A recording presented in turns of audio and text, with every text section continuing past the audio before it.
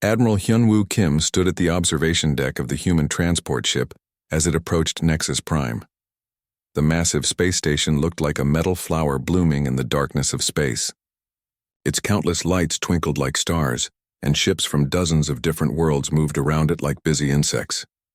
"First time seeing it, sir?" asked Ambassador Ji-Young Park, walking up beside him.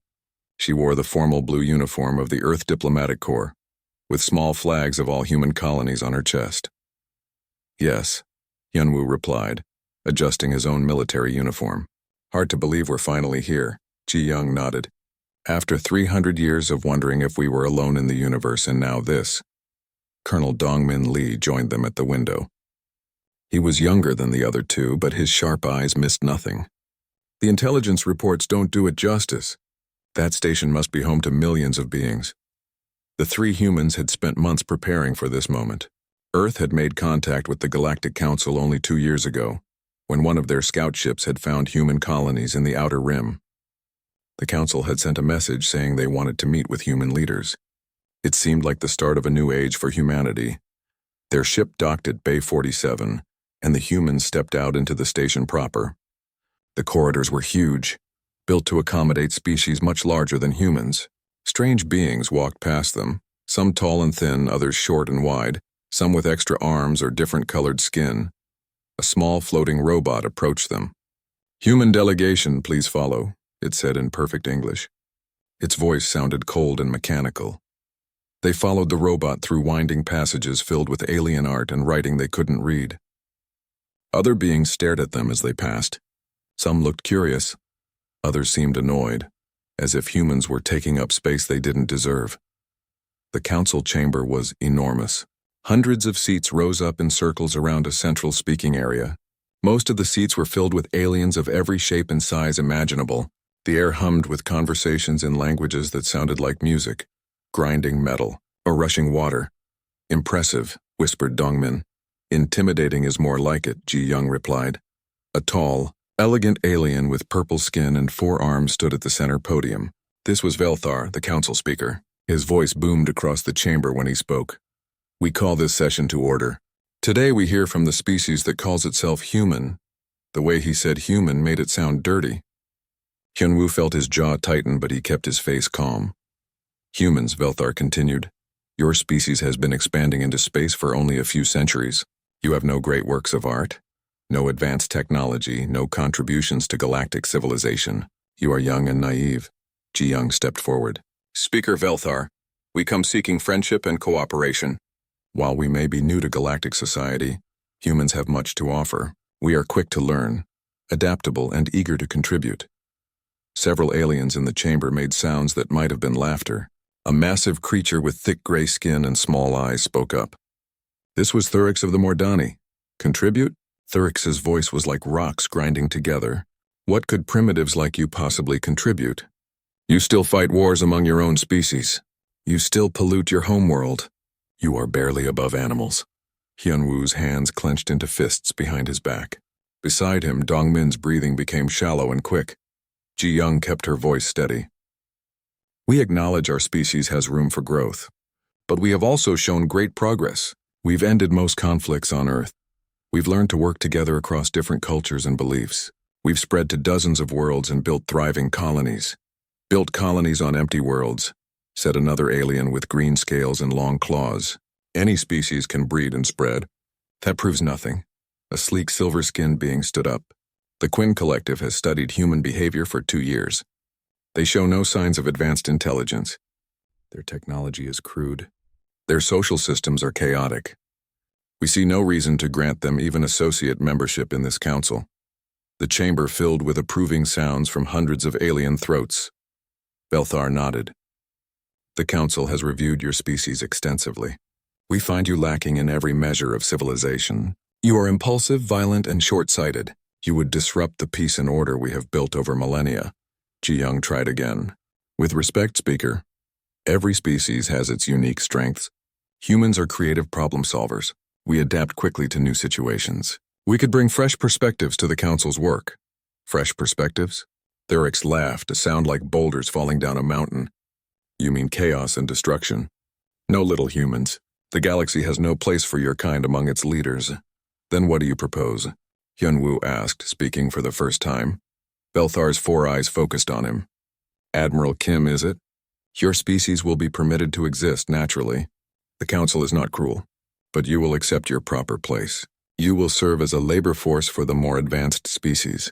Your colonies will be supervised by Council overseers. Your military will be disbanded. In return, we will ensure your species survives and grows under proper guidance. The chamber fell silent. Hyunwoo could hear his own heartbeat. Beside him, Ji-young's face had gone very pale. Dongmin looked like he was about to explode. You want us to be slaves, Ji-young said quietly. Servants, Belthar corrected. The Council provides order to the galaxy. Each species contributes according to their abilities. Humans will contribute labor. Be grateful we offer you this opportunity. More alien laughter filled the chamber.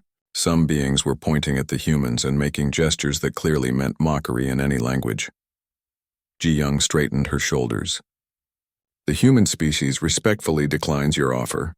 We will chart our own course among the stars. The laughter grew louder. Belthar's expression showed something like pity. Foolish children, you have no choice in this matter. Your technology cannot match even our oldest ships.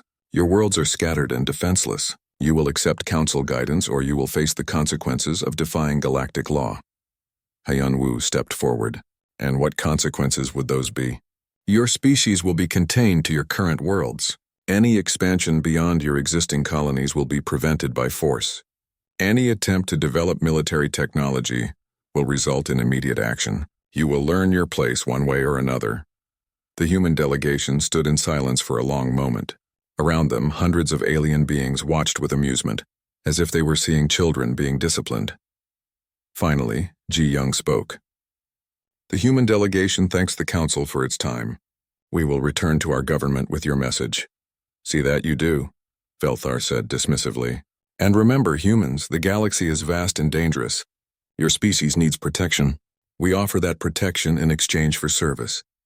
Pride is a luxury you cannot afford. The 3 humans left the chamber in dignified silence, walking past rows of alien faces filled with contempt and amusement.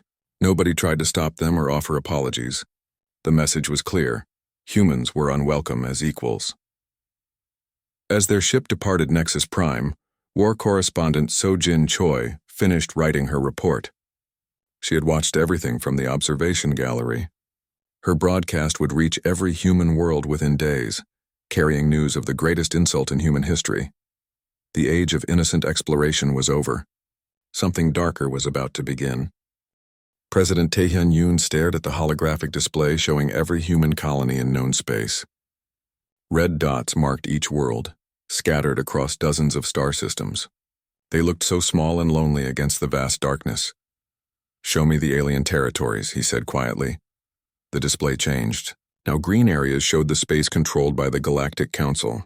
It was enormous, covering thousands of systems. Human space looked like a few tiny islands in an ocean of alien power. Sir, the full Defense Council is assembled, announced his aide. Tae-hyun nodded and walked to the conference room. Luna Base was humanity's most secure facility, built inside the moon itself.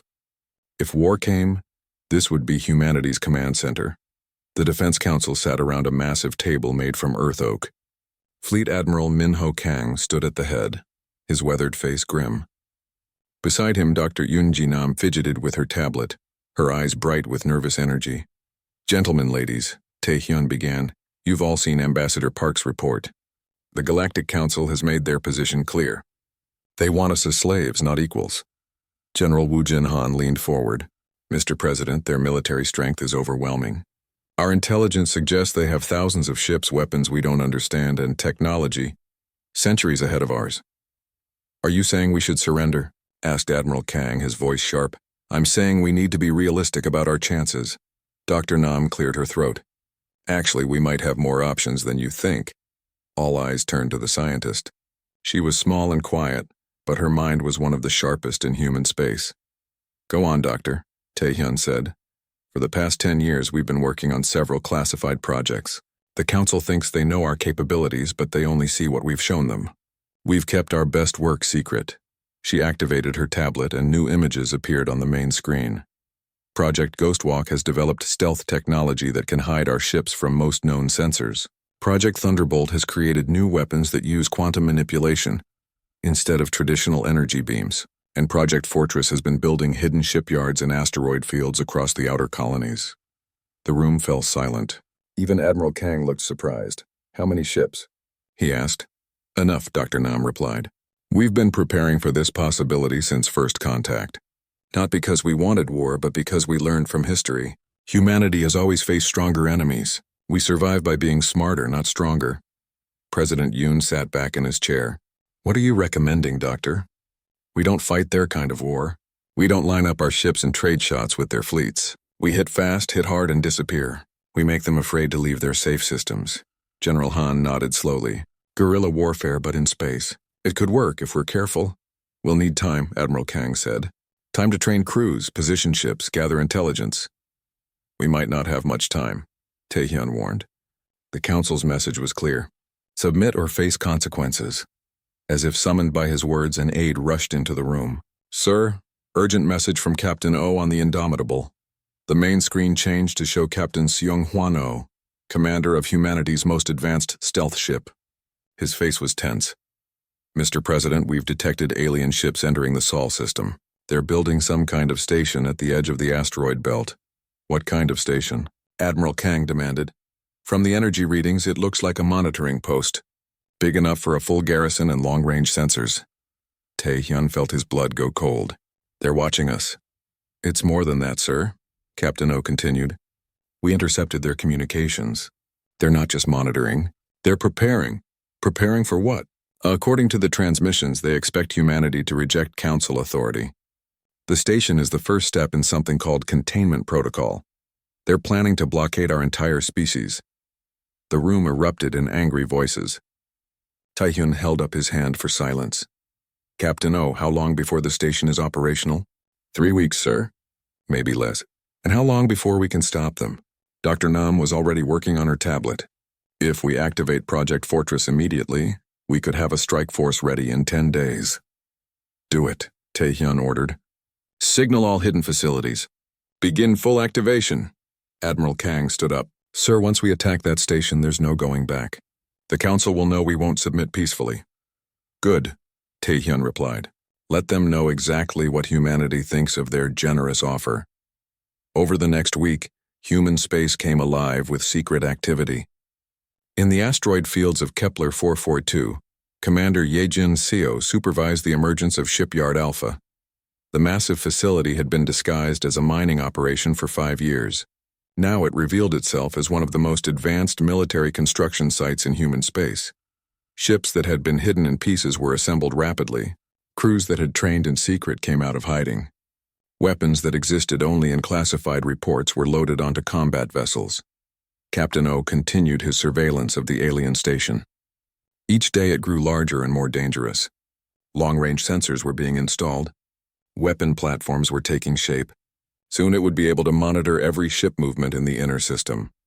"Captain," his communications officer called out, "we're receiving a coded transmission from Earth." The message was simple. "Operation Freedom begins at 800 tomorrow. You have the honor of first strike," O smiled grimly. The Indomitable had been built for this moment. A ship invisible to alien sensors, armed with humanity's most advanced weapons. Tomorrow the galaxy would learn that humans were not as helpless as they appeared.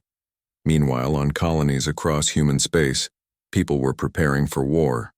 They didn't know the details, but Sojin Choi's broadcast had reached every world. Everyone knew the Council's ultimatum. Everyone knew what it meant. On New Sol, factory workers began producing military equipment around the clock.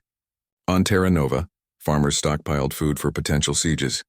On Liberty Station, engineers reinforced defensive systems that had been built to look like civilian installations. General Han reviewed the battle plans one more time. Traditional military doctrine said humanity couldn't win against the Council's superior numbers and technology. But traditional doctrine assumed both sides would fight the same way. "We're not going to fight their war," he told his staff. "We're going to fight our war. Fast, unpredictable, and ruthless. We'll hit them where they don't expect it, when they don't expect it." Dr. Nam made final adjustments to the quantum displacement weapons. The technology was untested in real combat, but simulations showed it could penetrate alien shields that deflected conventional energy weapons. The theory is sound, she told her team. Their shields are designed to stop particle beams and plasma bolts. They've never seen quantum phase weaponry. We'll have surprise on our side, at least for the first few battles. As the hours counted down to Operation Freedom, President Yoon recorded a message to be broadcast after the attack began. People of Earth and all human worlds, he said to the camera, today we face a choice that will define our species for generations to come. We can bow our heads and accept slavery, or we can stand tall and fight for our freedom. I know what choice humanity will make. We will show the galaxy that humans may be young, but we are not weak. We are not afraid, and we will never surrender our right to determine our own destiny. The message would be sent to every human world, and more importantly, to every alien government that might be watching. Humanity was about to announce its arrival on the galactic stage in the loudest way possible. In the outer Sol system, the alien monitoring station continued its construction, unaware that death was approaching through the darkness. The Indomitable drifted silently toward its target, invisible and patient. The age of human diplomacy was ending. The age of human warfare was about to begin. Captain Sung Hwan Oh watched the alien monitoring station grow larger on his screens. The Indomitable moved through space like a ghost, its stealth systems hiding it from the enemy sensors. His crew was silent and focused, knowing they were about to make history. Range to target? He asked quietly.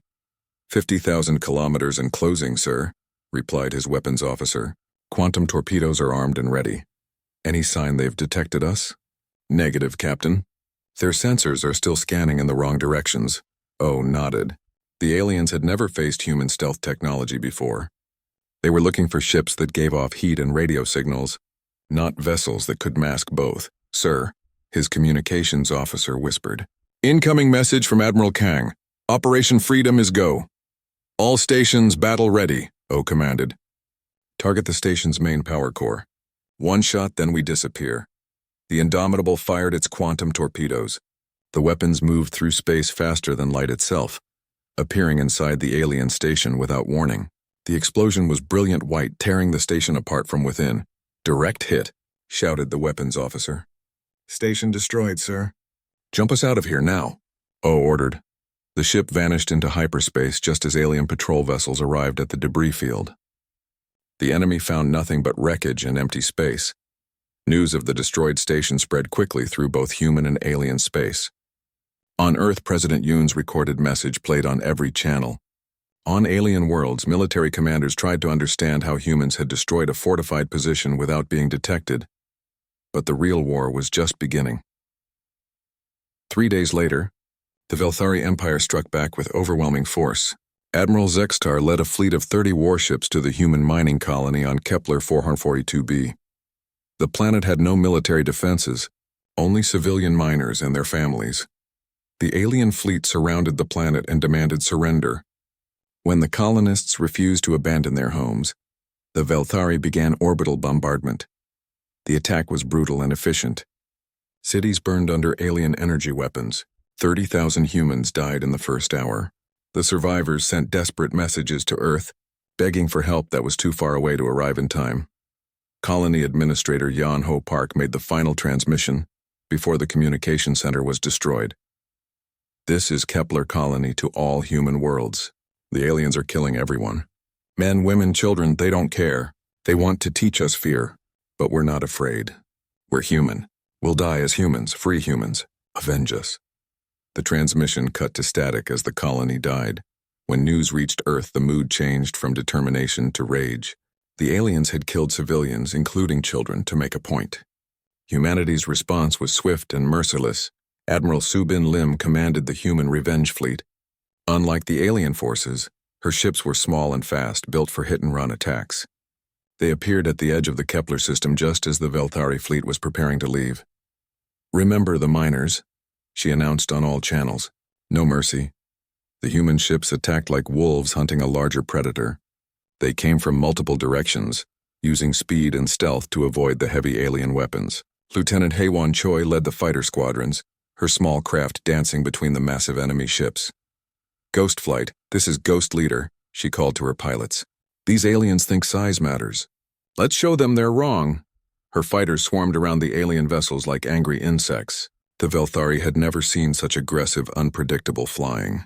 Their gunners couldn't track the human craft that seemed to appear and disappear at will. HFY herself destroyed 3 enemy fighters in the first engagement. Her tactics were unlike anything in the military textbooks. She used debris as cover, flew upside down to confuse enemy targeting, and made impossible turns that should have killed her. How was she doing that? Radioed her wingman Jinwoo Kim. No idea, HFY replied, spinning her fighter through a gap between 2 alien ships. But it's working. The main battle was even more intense. Human cruisers used their quantum weapons to punch through alien shields that had protected the Velthari for centuries. The enemy ships, built like flying fortresses, couldn't match human mobility. Captain Jinho Ryu commanded the destroyer Lightning. His ship appeared behind the alien flagship, fired a full spread of torpedoes, then vanished back into stealth before the enemy could respond. Target hit, reported his weapons officer.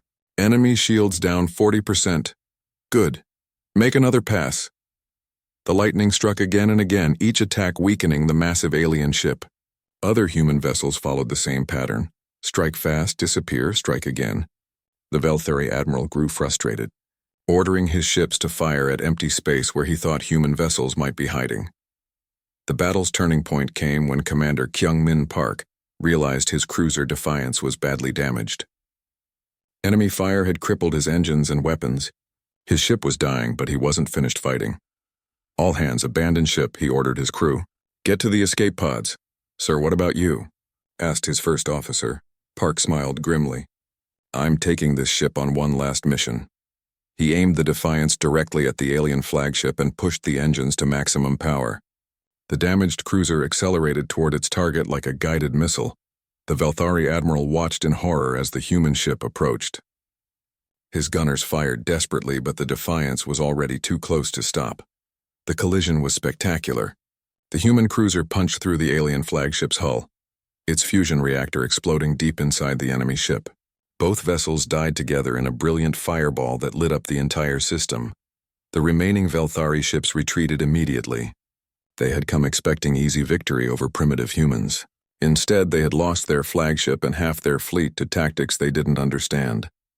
Admiral Lim watched the aliens flee with cold satisfaction. Signal all ships. Mission accomplished. The human fleet returned to their hidden bases, leaving behind the wreckage of alien arrogance. The galaxy began to take notice. Humans were not the helpless primitives everyone had assumed. On Velthari Prime, the Empire's High Command met in emergency session. General Thixmore addressed the assembled military leaders. The humans have new weapons and tactics we've never encountered. They fight like nothing we've seen before. They're primitives, insisted Admiral Kexval. One lucky victory doesn't change that. 30,000 dead humans would disagree, Thixmore replied coldly. And so would Admiral Zextar, if he were still alive. The debate continued for hours, but the conclusion was obvious. The humans were more dangerous than anyone had realized. The easy conquest the Council had planned would not happen. Meanwhile, across human space, the news of victory spread like wildfire. Commander Park was hailed as a hero. Lieutenant Choi became known as Ghost, the pilot who could fly through impossible odds. Captain Ryu received humanity's highest medal for his innovative tactics, but the humans weren't celebrating. They knew this was just the beginning. The aliens would come again, and next time they would be ready for human tactics. Dr. Yoonji Nam worked frantically in her laboratory, improving weapons and developing new technologies. General Wu Jianhan studied the battle recordings, looking for ways to improve human strategy. Admiral Kang coordinated the defense of all human worlds, knowing the next attack would be larger and more dangerous. President Yoon addressed the human colonies one more time. Today we proved that humans cannot be intimidated or enslaved. We are small in number but great in spirit. The galaxy has underestimated us for the last time. From this day forward, humanity stands as an equal among the stars, and we will defend that equality with our lives. The message reached neutral alien governments, many of whom began reconsidering their opinion of humanity. Species that had dismissed humans as irrelevant now watched with interest and growing respect. The war was far from over, but humanity had announced its presence with fire and fury. The galaxy would never be the same. The war changed everything. What began as a simple punishment mission against rebellious humans had become a galactic crisis. 3 more alien species joined the Council's war effort, believing that humanity could be crushed with enough force. They were wrong. Dr. Jae-min Shin finished calibrating the new quantum displacement cannons in his underground laboratory on Mars. The weapons used principles that alien physicists had never imagined. They could bypass energy shields by existing in multiple dimensions at once. Test firing in 3, 2, 1, he announced to his team. The cannon fired at a target shield identical to those used by Council ships. The energy beam seemed to pass through the shield without touching it, then struck the target behind with devastating force. Perfect, Shin smiled. The aliens build their shields to stop conventional weapons. They've never seen anything like this. News of the weapon reached Admiral Hai-Jin Moon just as she prepared to liberate the Proxima system. The aliens had enslaved 15,000 human colonists there, forcing them to mine rare metals under terrible conditions. How many Council ships? She asked her intelligence officer. 12 warships, sir, plus orbital defense platforms. They think they're safe behind those shields. Moon's fleet consisted of only 8 ships, but they carried humanity's newest weapons. More importantly, they carried humanity's determination to save their people. All ships jumped to Proxima. Time to bring our people home. The human fleet appeared at the edge of the Proxima system like avenging angels. Moon's ships moved in perfect coordination, each vessel knowing exactly where to strike. They had studied the alien defenses for weeks, planning every detail of the attack. The Council forces were caught completely off guard. They expected humans to avoid systems with heavy defenses, not attack them directly. Their commander, an insectoid alien named Clickstar, ordered his ships to form defensive positions. "Unknown human vessels," he transmitted. "You are outnumbered and outgunned. Surrender now and your deaths will be swift." Moon's response came in the form of quantum weapons fire. Her ships targeted the alien shields with pinpoint accuracy, and the new weapons passed through the barriers like they didn't exist. Council ships exploded one after another, their crews unable to understand how human weapons were penetrating their defenses. "Impossible," Clickstar screamed as his flagship shook under human fire. "Their weapons cannot penetrate our shields." But they could, and they did. Within an hour, the Council fleet was destroyed or fleeing. Moon's ships moved to the planet's surface, where human Marines began liberating the slave camps. Captain Sangwoo Jian led the ground assault on the main detention facility. His soldiers moved with precision and fury, overwhelming alien guards who had grown comfortable terrorizing helpless prisoners. All human prisoners. "This is Captain Jian of Earth Marines," he announced over the facility's communication system. "Stay down and stay calm. We're here to take you home." The liberation was swift but careful. Moon had ordered her forces to avoid civilian casualties among the alien population, even though the Council had shown no such mercy to humans. The prisoners were freed, the guards were captured, and within 6 hours the system was under human control. But the most important discovery came when Intelligence Officer Mira Kim accessed the alien computer systems. What she found changed everything. "Admiral, you need to see this immediately," Kim called urgently. Moon joined her at the computer terminal, where alien text scrolled across the screen. Kim had spent months learning Council languages for exactly this kind of situation. "What am I looking at?" Moon asked. "Extermination plans, sir. The Council isn't just trying to enslave humanity. They're planning to wipe us out completely." The documents were detailed and horrifying. The Council had decided that humans were too dangerous to exist. Once they finished their current military operations, they would systematically destroy every human world. No survivors, no prisoners, complete genocide. "How certain are you about this translation?" Moon asked, her voice deadly quiet. "Completely certain, sir. They have sites picked out for concentration camps. They've calculated how long it will take to kill every human in the galaxy. They call it the final solution to the human problem." Moon felt cold rage building in her chest. The Council wasn't content with slavery. They wanted extinction. Signal Earth immediately. Priority Alpha communication. The President needs to see this now. The news reached President Yoon within hours. He stared at the translated documents in his office, reading about humanity's planned destruction with growing horror and fury. "They want to kill us all," he said to Admiral Kang. "Every last human, sir. Men, women, children. They see us as a virus to be eliminated. Yoon stood and walked to the window overlooking Earth's cities. Millions of people went about their daily lives unaware that an entire galactic government had voted for their extinction. Not if we kill them first, he said quietly. The war effort changed overnight. Where before humanity had fought for respect and freedom, now they fought for survival. The difference was profound. Every human world mobilized completely. Civilians volunteered for military service in numbers that overwhelmed recruitment centers. Major Seong-ho Bae led a desperate mission to capture the Council's primary intelligence facility. The information there could reveal the full scope of their extermination plans and provide intelligence on neutral species that might be convinced to help humanity. Bae's Special Forces team infiltrated the heavily defended station using stolen alien uniforms and forged identification. It was a suicide mission. Even if they succeeded in reaching the computer core, escape seemed impossible. Remember, Bae told his team as they approached the target, we're not just soldiers today. We're the guardians of human extinction. Every piece of information we capture could save millions of lives. The team moved through the station like professional ghosts. They had trained for months in alien architecture and customs. When challenged by guards, they responded in perfect alien languages. When asked for identification, they produced documents that would fool computer scanners. The computer core was protected by systems that took Bae's team 6 hours to crack.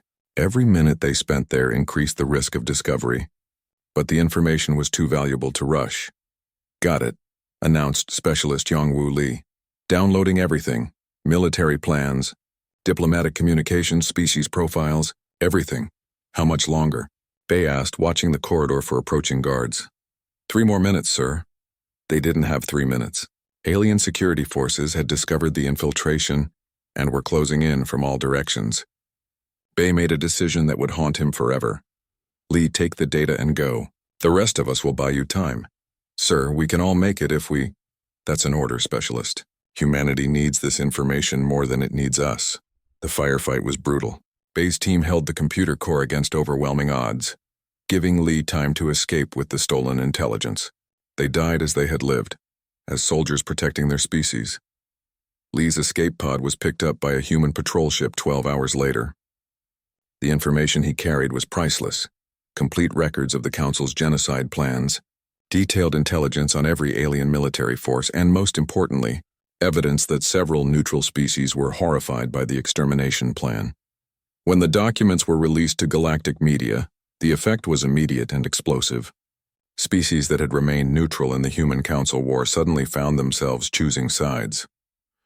The idea of complete genocide disgusted many alien governments, even those that didn't particularly like humans. The Zentari Republic, one of the galaxy's oldest civilizations, issued a formal condemnation of the Council's plans. The Aquatic Federation withdrew their support from Council military operations. 3 smaller species changed sides completely, offering to trade with human colonies. Admiral Hyun-Woo Kim, the same officer who had been humiliated at the first council meeting, now commanded humanity's largest battle fleet. He stood on the bridge of his flagship, the Indomitable Will, watching as more human ships joined his formation. Status report, he ordered. 87 ships ready for combat, sir, his aide replied. Crews are eager for battle, Kim nodded. Intelligence reports suggested the Council was massing forces for a final assault on Earth itself. If humanity was going to survive, they needed to strike first and strike hard. Signal all ships, he commanded. We're taking the war to them. The human fleet jumped into hyperspace, heading for the heart of Council territory. Behind them, Earth's defense platforms came online, preparing for a siege that might never come. Ahead of them lay the greatest battle in human history. The galaxy watched and waited, wondering if the young species that refused to bow would survive their first real war. Some species placed bets on the outcome. Others prepared for the changes that would come regardless of who won. Humanity had evolved from diplomatic hopefuls to hardened warriors in less than a year. Now they would prove whether courage and determination could overcome superior numbers and technology. The final battle began at dawn over Nexus Prime, the same station where humanity had been humiliated 1 year earlier. Fleet Admiral Jun Seo Park commanded the largest human fleet ever assembled. 200 ships carrying the hopes and fury of an entire species. All ships. Battle stations. Park announced across the fleet communication system. Today we finish what they started. The Council had gathered their remaining forces to defend their capital. Nearly 500 alien ships surrounded Nexus Prime in defensive formations that had protected the station for centuries. They had superior numbers, heavier weapons, and defensive positions. They also had no idea what they were facing. "Sir, enemy forces are hailing us," reported the communications officer. "Put them through," Park ordered. Speaker Velthar appeared on the main screen, his forearms gesturing dramatically. He looked older and more desperate than when he had first dismissed humanity as primitive. "Admiral Park, you have come far from your homeworld only to die. Surrender now, and some of your people may be permitted to survive as servants." Park stared at the alien leader with cold hatred. "Speaker Velthar, you offered to make us slaves. We declined. You tried to exterminate us. We survived. Now we're here to teach you the consequences of underestimating humanity." "You cannot win," Velthar screamed. "We have superior numbers. Superior technology." "Superior," Park cut the transmission. "All ships, attack formation. Time to collect our debt." The human fleet moved like a single organism, each ship knowing its role in the carefully planned assault. They had studied the station's defenses for months, identifying weak points and planning their approach routes. Colonel Yujin Lee commanded the Marine assault teams that would board the station during the battle. Her soldiers waited in landing craft, ready to take the fight directly to the enemy command centers. "Remember," she told her troops, "we're not here for revenge. We're here for justice. The galaxy is watching. Show them what human honor looks like." The space battle was unlike anything seen before in galactic history. Human ships used their mobility and advanced weapons to tear through alien formations that had been designed to fight traditional fleet actions. Quantum weapons pierced alien shields, while human stealth technology made it impossible for the Council forces to predict where the next attack would come from. Captain Wu Young Han piloted his fighter through the chaos of battle, leading his squadron against alien defensive platforms.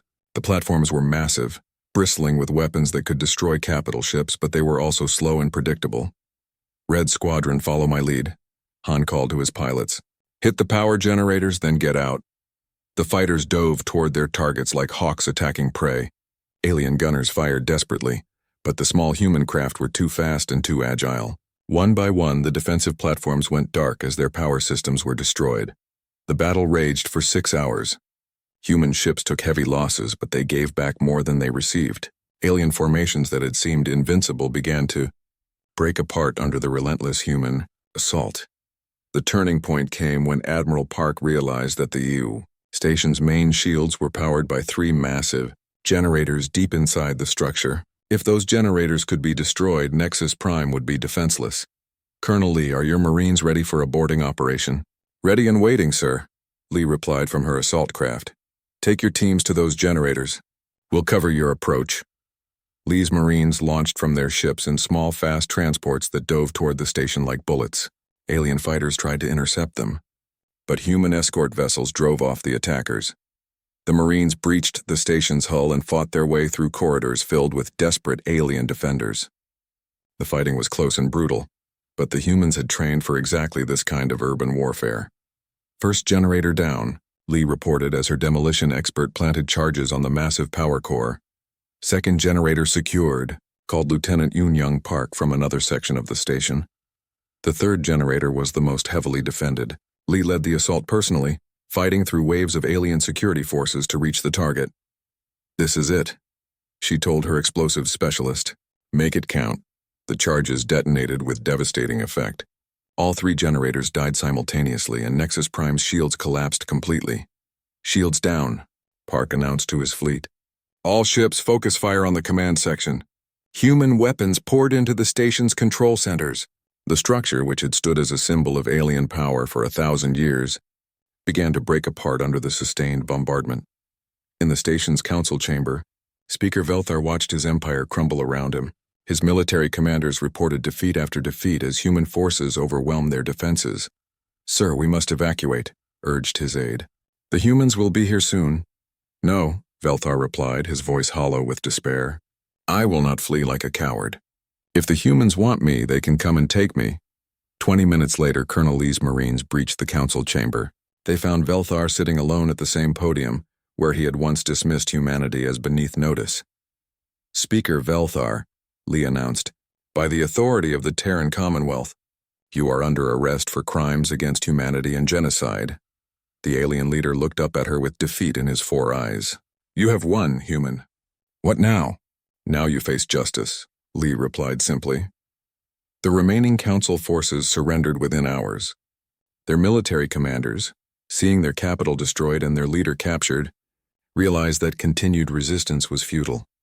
3 months later, President Nari Kim stood before the reformed Galactic Assembly. Unlike her predecessor, who had come as a supplicant, she addressed the galaxy as the leader of a victorious military power. "The Terran Commonwealth offers friendship to all species that respect our sovereignty," she announced to the assembled alien delegates. "We seek trade, cultural exchange, and mutual cooperation. But let there be no misunderstanding. Humanity will never again tolerate threats to our existence or our freedom." The galaxy had changed. Species that had once dismissed humans now sought trade agreements and diplomatic relations.